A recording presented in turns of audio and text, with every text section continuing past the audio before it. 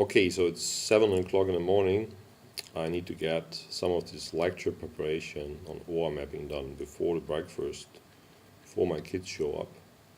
So let's see how this works.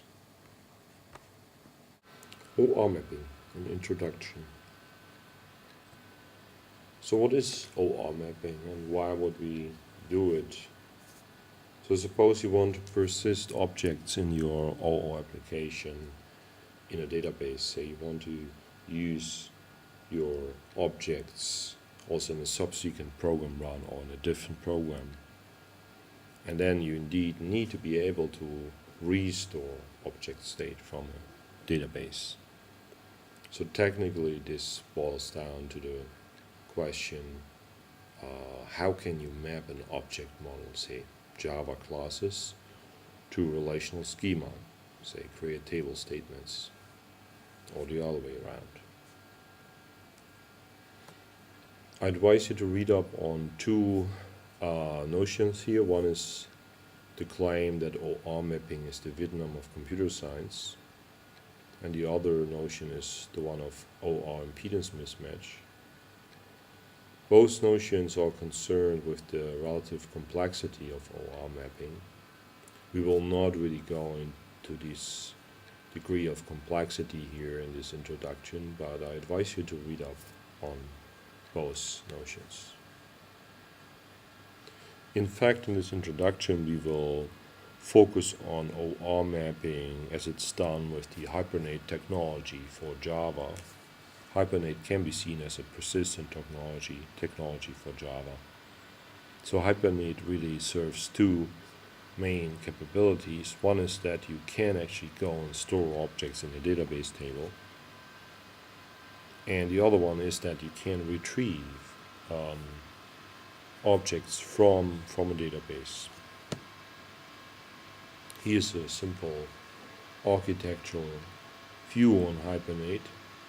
So you see that Hibernate is basically sitting between the application and the database. So the idea is that the application uses all kinds of objects, and some of them are meant to be persistent, say they should reside in the database.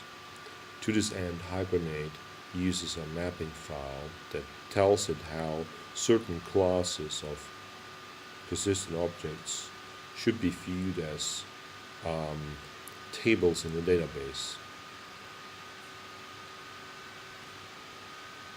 So we will be using a simple example to explain most concepts of Hibernate. Say we will first discuss how a persistent class must look like, and we will review the metadata used for OR mapping by Hibernate. And then for such a given combination of persistent class and metadata, we will have a look at the resulting database table.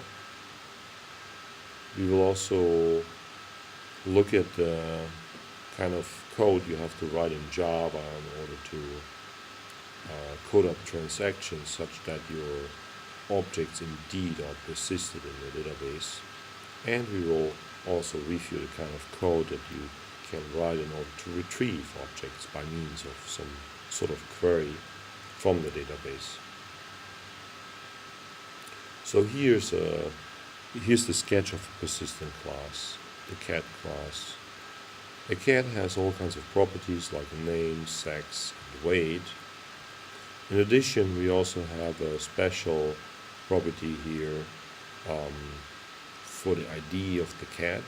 We think of this ID as the primary key of the cat table in the database. We only show fields here, but obviously we assume that these various fields also are associated with getters and setters. One getter is shown here. So we really use a plain old Java object style of programming, except that we must set up a sort of a primary key field. So here's the mapping file for the cat class. So we see that the cat class is mapped to a table cat in uppercase. And now here we have a number of mapping elements, one for each property.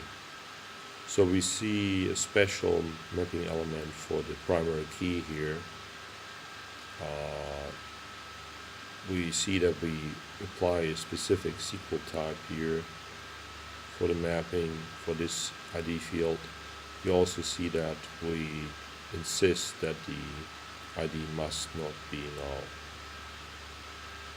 The name property of a cat is mapped to a column, also called name, and we define the maximum length of the name to be 16. Again, the name must not be null. Regarding the sex and the weight of a cat, we just apply default mapping rules.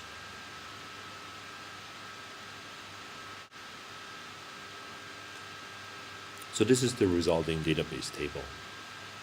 So we see all the 4 properties that we mapped here again. We also see the constraints that we talked about showing up here again, and the different SQL types based on the different mapping rules applied per property. There's an index on the cat ID column because this is the primary key of the database table.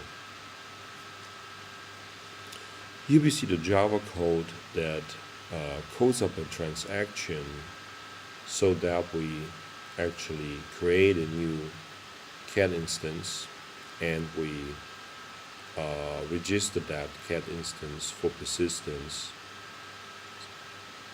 and we finish the transaction. So in more detail, we start a transaction here. We just engage in regular OO coding style here.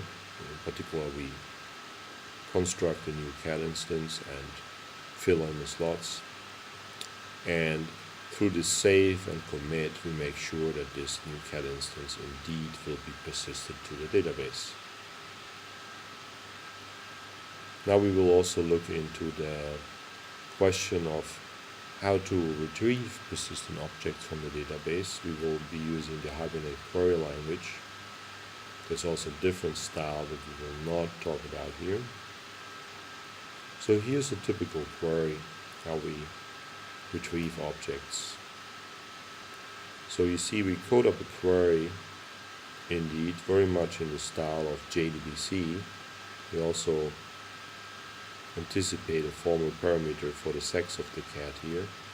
So this is how we fill in the formal parameter sex with an extra parameter f, and now we can execute the query and iterate over the query result, and we can obtain cat objects from the query result by means of a cast. Okay, that's it.